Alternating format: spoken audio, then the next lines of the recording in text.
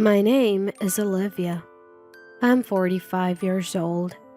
I married Matthew, who's 2 years younger than me, 15 years ago. We met at a social gathering. A friend mentioned that I had recently bought a house. It must have caught Matthew's attention because he pursued me ardently despite me being older. Initially, I was skeptical, but his warm smile and kind, intelligent demeanor won me over during our one-on-one date. I had never had a serious relationship before, and I quickly fell for him. To keep him interested, I tried my best to embody the ideal woman he was looking for. Fortunately, I never disliked housework. I was used to living alone, so playing the role of a homemaker wasn't too hard. A year into our relationship, he proposed and we got married. Upon his request, I switched from a full-time job to part-time. Little did I know that my efforts to captivate him would backfire in such a way. It all started one evening when I was late coming home from work. The weather turned bad suddenly, and I rushed home, regretting that I had left laundry out to dry. If this was the case, I shouldn't have hung the laundry outside to dry. I was relieved to find Matthew was already home, seemingly having gotten off work early. Apparently, it was unusually early today. It was good. Great. The rain just started. The laundry should be fine, I thought as I entered the house. I'm home. Welcome back. Wait, why does he sound so grumpy? I saw Matthew sitting on the sofa watching TV with a pile of crumpled laundry beside him. What's the deal with the laundry? Thanks for bringing it in. Don't hang laundry outside when the weather's like this. Aren't you ashamed to make your husband do chores? What? My gratitude vanished. My husband sighed loudly. Why do you think I wanted you to switch to part-time? So you can take care of the house. You're my wife. You should be doing that. What an outdated way of thinking. And it's pouring rain outside.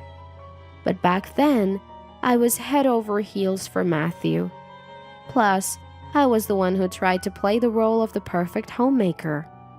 I swallowed my complaints and agreed. Confused, I looked at the lucky charm my friend gave me for moments like this.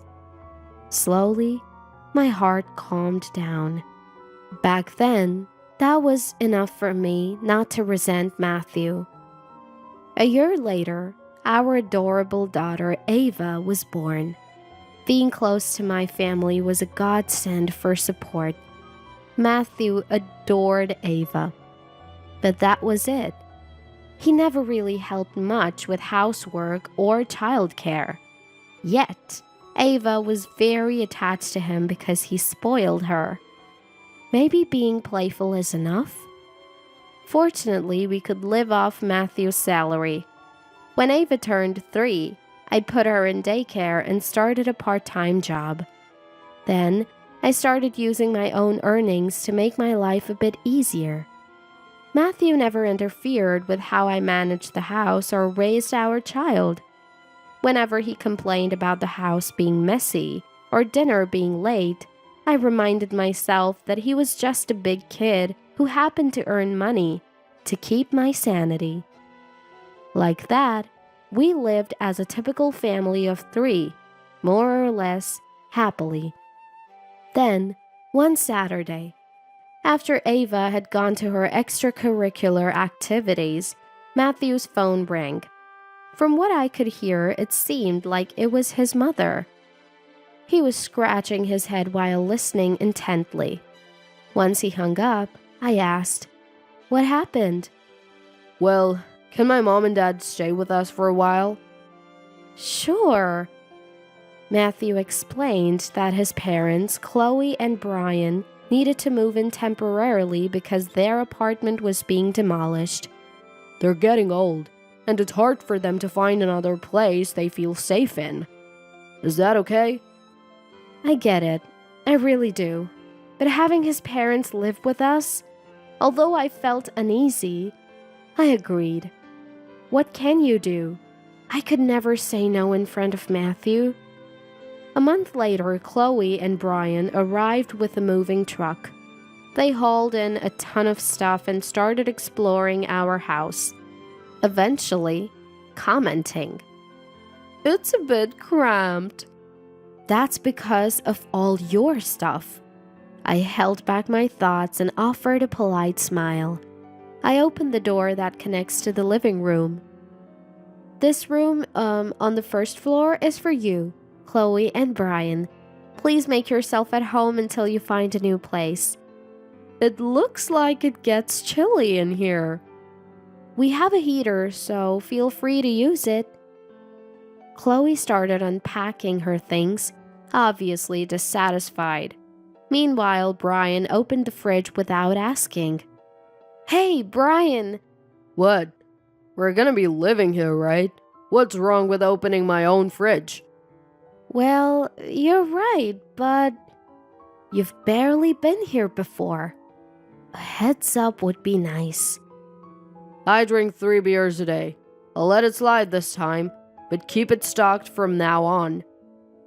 All right. I knew this would happen. In more polite terms, my in-laws have an old-fashioned way of thinking. The elderly deserve respect, and men are naturally more important than women. When Ava was born, their first words were, "The next one should be a boy." The tricky part is that they absolutely dote on their son Matthew, and Matthew, in turn, acts like a child around them. Fortunately, we live far from my in-laws, so until now, we've only had to endure them during summer vacations and Christmas. But it's getting harder to imagine this lasting much longer. I've tried to be optimistic, thinking it would only be a few months of hardship as we transition into a new living situation. However, that optimism was about to be shattered. "Olivia, I've been meaning to ask, is this all we're having for dinner?" Chloe said, wearing a displeased look on her face. "Is there a problem with that?" "Are you sure we're getting enough nutrients with so few dishes?" "We might not have a very large variety, but I've loaded the soup with vegetable and there's also salad. It should be nutritionally balanced." "Grandma, Mom cooks dinner after coming home from work. I think this is enough." To Ava's gentle interjection, Chloe responded curtly, "Children who know nothing shouldn't interrupt adult conversations. I'm saying this for your benefit and Matthew's, okay?" "Fair point. You do have weekends off, so you could at least prepare something in advance." Matthew answered, and Chloe nodded in satisfaction. "I'm so tired of running errands, like buying beer and adding more blankets because the room's cold. All because I have to cater to my in-laws' whims." "If you get it, then focus on your studies. Don't act all high and mighty until you get into college worth boasting about." At Chloe's icy words, Ava hurriedly finishes her meal and quickly heads upstairs to her room. Seeing Ava's reaction, I can't help but sigh at Chloe, who's always complaining about bad manners. Does she really think someone can stay calm after being spoken to like that? Besides, there are people far worse than that. "Yeah, right there. Hit it! Hit it! Run!" Brian is munching on chicken and cheese, drinking beer, and loudly enjoying a baseball game in front of the TV.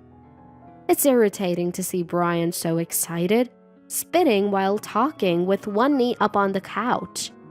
Ever since the in-laws came, Brian, being the eldest male, gets the most special treatment, followed by Matthew, Chloe, and then me, Ava.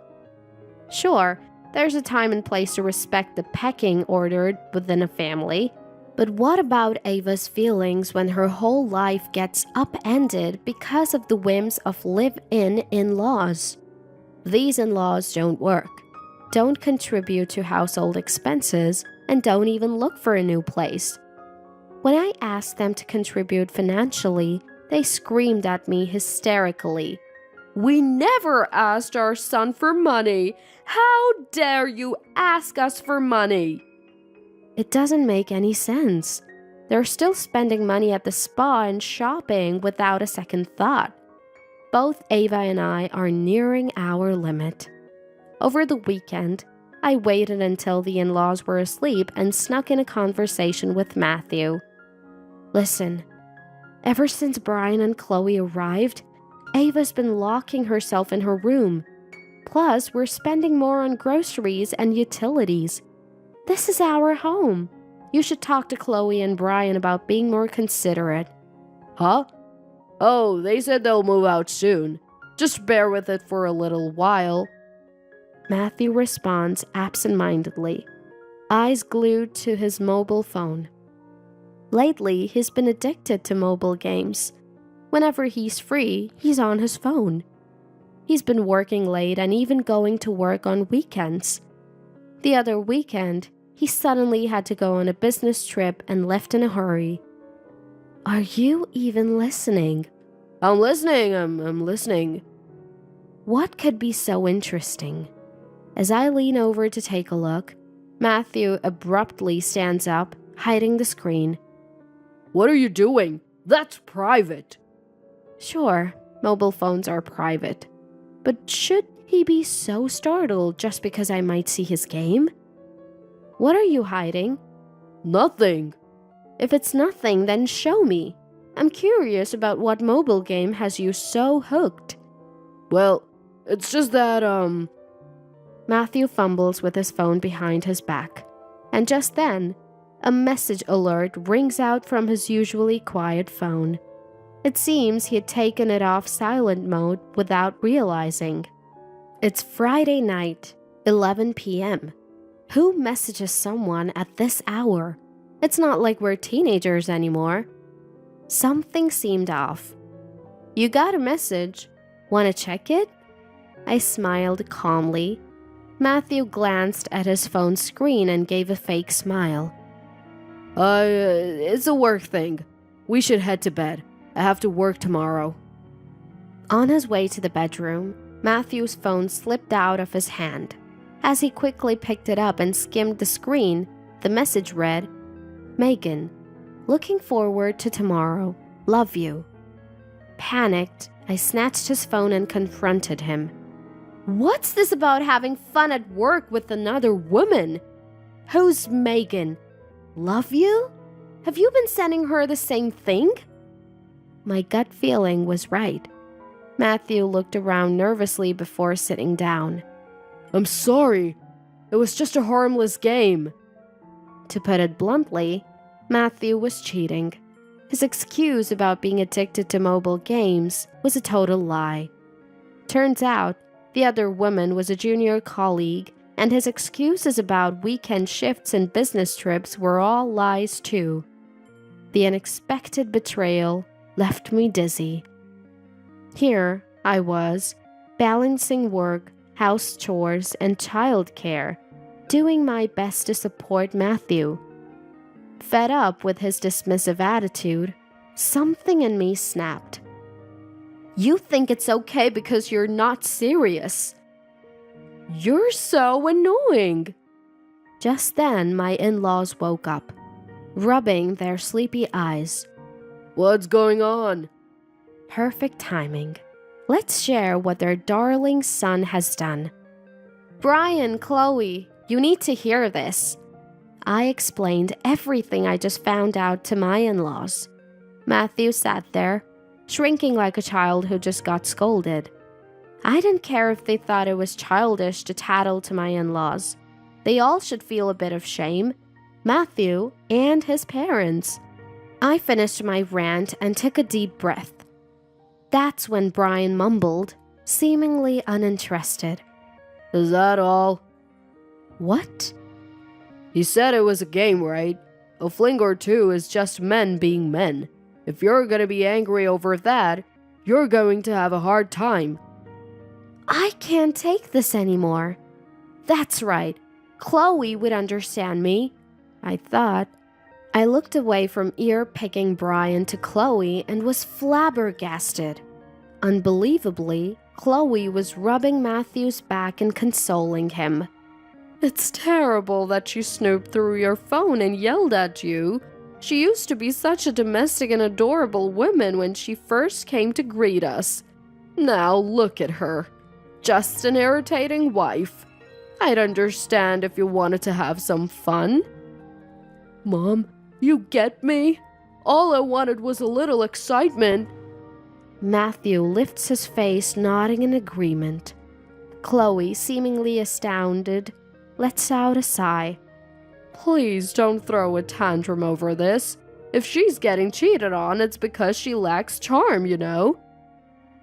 I'm at a loss for words. I can't keep up with these people who, as if nothing happened, not only go on with life, but also defend their cheating son. I thought I could hold on at least until Ava becomes an adult, but I've reached my limit. Let's get a divorce. I pulled out the pre-filled divorce application that I got when I was younger. Matthew looked at his parents as if he were a helpless puppy. His parents snorted. Matthew, we think it's fine to break up. You're talented and handsome. You'll have plenty of chances. Besides, the girl you're dating now is young, right? Expecting a son, perhaps? Women are just too chatty anyway. Matthew, seeing how the situation unfolds, laughs as if he just realized something. Exactly. She used to be so adorable, but now she treats me like I'm invisible. Starting a new family could be a way to reset things. You've got to be kidding me. It was Matthew who first started neglecting Ava. Matthew started finding it tedious to engage with Ava as she matured and lost some of her cuteness. It's absurd to think a father who only engages whimsically would be liked. Whatever affection I had left for Matthew dissipates rapidly. So you admitted to cheating. For the divorce, expect not just property division, but also a minimum of a few $1,000s in compensation. The moment I say this, Matthew's hand stops writing. Chloe grabs his hand. Why should our son pay that much when you're the cause of the affair? In our time, that wasn't a thing. If you have to pay that, don't agree to the divorce. Even if it's a messed up logic, it's 3 against 1 from an outsider's perspective. Matthew snickers at his own situation. That's right. If I don't sign here, we can't get divorced. If you want a divorce, you have to respect our opinions as well. What is he saying? Is this some kind of threat? I can't do this anymore. Everything about these people is just too much. My anger is about to explode. Fine. Instead of property and compensation, I'll just take what I bought. You can record this as a promise.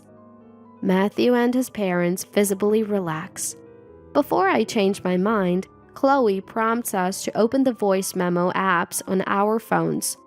I record exactly what I just said, and Matthew quickly agrees. Here's to new beginning. Matthew eagerly starts filling out the divorce application. Late that night, after the 3 of them went to bed, I sent Ava a message about our future plans. I sighed with relief when Ava's okay came back. Don't have any regrets now. Be prepared. Then, I hurriedly looked for a new place to live. The divorce papers are already filed. Of course, I won full custody of Ava. Today's the day Ava and I leave this house for good. I was busy making preparations for the move. My in-laws and Matthew have become more arrogant than ever. Day drinking, as usual. We need to get out of here ASAP. Ava has long lost patience with my in-laws and has already packed her stuff. I didn't have much to pack either. It figures. I'd hardly done any shopping for myself since getting married. It was almost time for the movers to arrive. It's good we don't have much stuff. Makes the move cheaper, Chloe said, poking at our packed boxes. Ava and I exchanged glances and couldn't help but laugh. What are you talking about? We ordered the largest truck available. Huh? Ignoring the stunned Chloe, I walked over to the fridge and forcefully yanked out the plug. Hey, what are you doing? This is mine. I bought it. I began to unload the fridge, piling up all the food and beverages. Of course, the freezer wasn't an exception. The floor got a little wet, but I couldn't care less. Chloe grabbed my arm. I'm busy. I shrugged her off and went on to unplug all the appliances, carrying out whatever I could. Microwave, electric kettle, toaster, multi-cooker, washing machine, dishwasher, robot vacuum. I smiled at the shocked Matthew.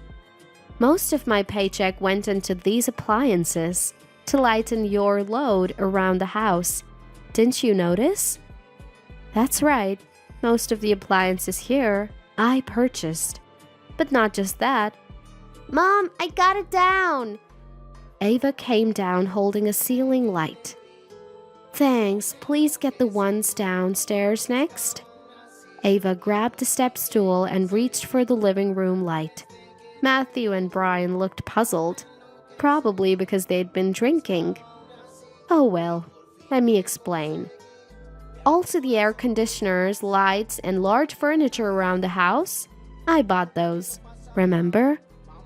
Matthew seemed to snap back to reality. Please stop. Just stop. No way. I opened the closet, packed full of Chloe and Brian's clothes. I'm only taking what's mine. Without giving them a chance to respond, I grabbed their clothes and tossed them on the floor. High-end brands or not, I couldn't care less. I emptied the closet, bookshelf, and decorative shelf one by one. Oh right, my dresser. I pulled open the drawers to find makeup that probably belonged to Chloe. Such expensive stuff going to waste. I can't be bothered to take it out one by one. So be it. Alright, here we go. Flipping over each drawer, just like that, they're empty. Phew, feels good. Chloe's face is pale as she scrambles to gather her makeup. Mom, the movers are here. Ava calls out to me loudly. Show them around. Tell them to start moving things. I hear Ava responding to the movers in an energetic voice. She's acting way more mature than the flustered adults in front of her. Sorry for the mess. Just go ahead and start moving stuff. The movers are clearly professionals. Our home empties at an incredible speed. My. What's left are a few pieces of furniture and a pile of abandoned food and entertainment items. Essentially, hardly anything essential to our daily life remains. Well then, see you later. After waving goodbye to the truck, Ava and I catch our breaths. I take an envelope from Ava and tell her to go to grandparents' house. Just then, a loud yell comes from behind. Startled, Ava shakes her shoulders. I urge her to go and then turn around. It's not just the alcohol. My in-laws and Matthew are red-faced and shaking with rage. How could you do something so horrible? I did exactly as I said I would. Now it's time for all of you to sort out your moving arrangements. What? All three shout in disbelief. Pathetic. Don't you remember? I own this property and this house. Matthew's face instantly turns pale. You're not saying you sold this house too? That's right. The house and land are already sold. Even though their fears were confirmed, far from celebrating, my in-laws looked defeated. Well, of course they do. This can't be allowed. Look, I bought this house. The loan payments? Also me. You had zero involvement. What makes you think you have any say in the sale? In fact, whether they lived with me or not, I had the authority to proceed with selling. I haven't violated any rules. Most of all, this house is practically vacant now.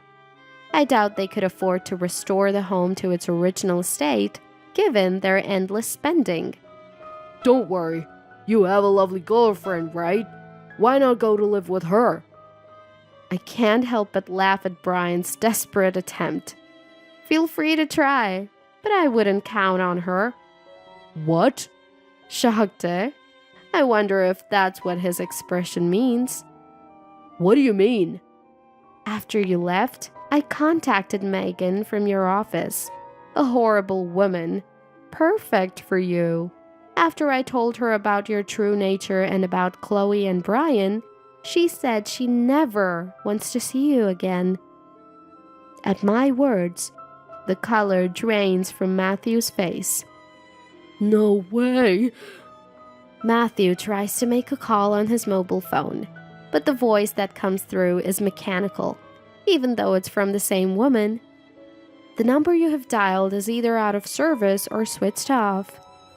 Frustrated, Matthew and his parents don't know what to do next. I approach them and hand over an envelope I got from Ava. Here, this is from Ava. What? You've got to be kidding. Of course it's a letter from Ava. Her dad and grandparents are in a bind, aren't they? Matthew's face lights up instantly. Nobody mentioned a letter, but okay. They open the envelope and unfold the paper inside. The look on Matthew and his parents' face turns to shock. What is this? It's paperwork for child support. Drafted by a lawyer.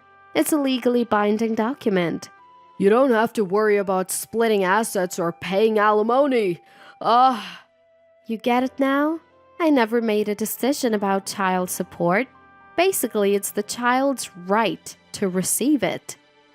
Matthew is speechless. You're Ava's dad. She said she's determined to go to a university she can brag about. You're paying for her tuition until she graduates. Matthew and his parents are utterly defeated. It's a little kindness I can offer. I put a pamphlet from a moving company in front of them and walk away. Fast forward a month. The money from the sale of the property was safely transferred to my bank account. I'm now living peacefully in my new place when messages begging for reconciliation start coming from Matthew. According to him, the affair got exposed at work because of the call I made. His mistress had to resign. Matthew was demoted and lost the reputation he had built up. Now he's living in a rundown company apartment in the middle of nowhere with his family. The home is full of discord, with Matthew and Brian who never lift a finger, and Chloe who always did as she pleased. Their place is filled with clutter and garbage, making living there nearly impossible. What goes around comes around, huh? I block him on all platforms, ensuring he can't reach me again. As for me, I'm back to full-time employment, and Ava is thriving. Our space is smaller but loaded with the latest appliances. With Ava's help, there's virtually no burden of housework. Ava is committed to both her studies and extracurricular activities. Even though I told her not to worry about what Chloe says, she insists on working hard for her future self. Matthew is seemingly living with his family. Maybe it's time for me to move back with my parents at the contract renewal. My parents adore Ava, their grandchild, and the feeling is mutual. Living together shouldn't be a problem. I also have the money from the settlement and property sale. Maybe I could renovate my parents' home to make it more comfortable for them and Ava. Opening my makeup drawer, I take out the new cosmetics Ava and I bought recently. I apply a calm-colored lipstick to my lips. Life lasts 100 years. My life is just starting. The me in the mirror looks happy. And yes, I'm going to keep being happy.